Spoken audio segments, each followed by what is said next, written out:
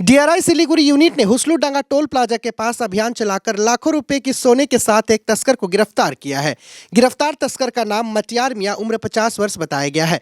वह कूच बिहार का निवासी है।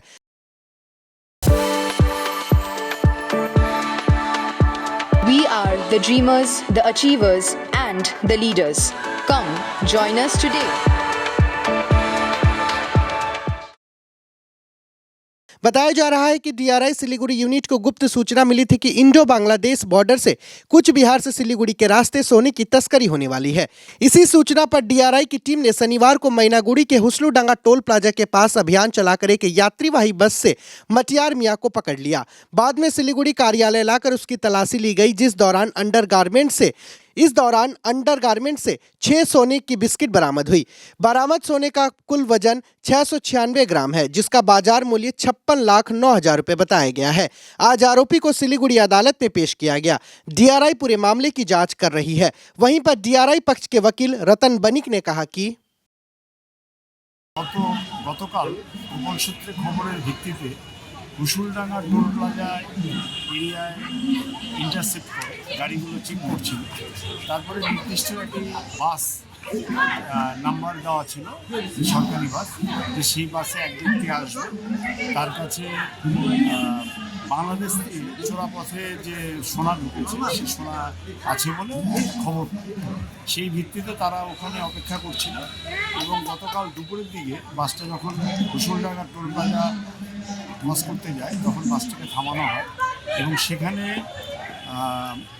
মাতিয়ার মিয়া হলো চৌধুরীরহাট কুচবিহার জেলার বাসিন্দা। মাতিয়ার মিয়ার বয়স হচ্ছে 50 বছর। মাতিয়ার মিয়াকে নামানো হয় এবং তাকে জিজ্ঞাসাবাদ করা হয়। ওখানে সে ডিনাই করে, তারপরে সে আলটিমেটলি স্বীকার করে যে আমার শরীরে অন্তর্বাসে রাখা আছে গোল্ড বিস্কিট। তারপরে যেহেতু এই জায়গা একটু ভিড় হয়ে যাচ্ছিল এবং জায়গাটা নট কন্ডিউসিভ, প্লেসটা ঠিক ছিল না, সেফটি সিকিউরিটির ব্যাপার আছে, সেই জন্য ওকে নিয়ে আসা হয়, ওর রিকোয়েস্টে নিয়ে আসা হয় ডিআরআই শিলিগুড়ি অফিসে। এবং ডিআরআই শিলিগুড়ি অফিসে এনে যখন থরো সার্চ করা হয় তখন তার স্পেশালি বানানো পকেট, সেই পকেটের ভেতর থেকে 6 পিস গোল্ড বিস্কিট এবং এক একটা বিস্কিটের ওজন 116 গ্রাম এবং সেই বিস্কিটগুলোর মধ্যে প্রত্যেকটাতেই ফরেন মার্কিং আছে, বিদেশি সোনা। তারপরে সে স্বীকার করে যে বাংলাদেশ থেকে সোনাটা ঢুকেছে, এক ব্যক্তি তাকে দিয়েছে এটা নিয়ে শিলিগুড়ি আসার জন্য এবং শিলিগুড়িতে এসে সাপ্লাই হবে এবং এখান থেকে অন্য জায়গায় সাপ্লাই হবে।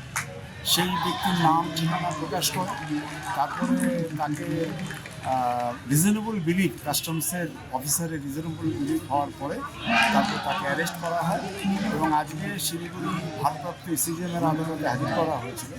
ভারপ্রাপ্ত এসিজিএম যেহেতু কাস্টমস আইনে অ্যামেন্ডমেন্টের পরে হয়েছে 1 কোটি টাকার নিচে যদি কোনো কন্ট্রাব্যান্ড আইটেমের যদি ভ্যালু হয় তাহলে তাকে বেল দিতে পারে উইথ সাব কন্ডিশন। সেজন্য কোর্ট আজকে তাকে 1 লক্ষ টাকার জামিনদার এবং সপ্তাহে 2 দিন করে হাজিরা দিতে হবে, এই শর্তে তাকে আজকে জামিন মঞ্জুর করে।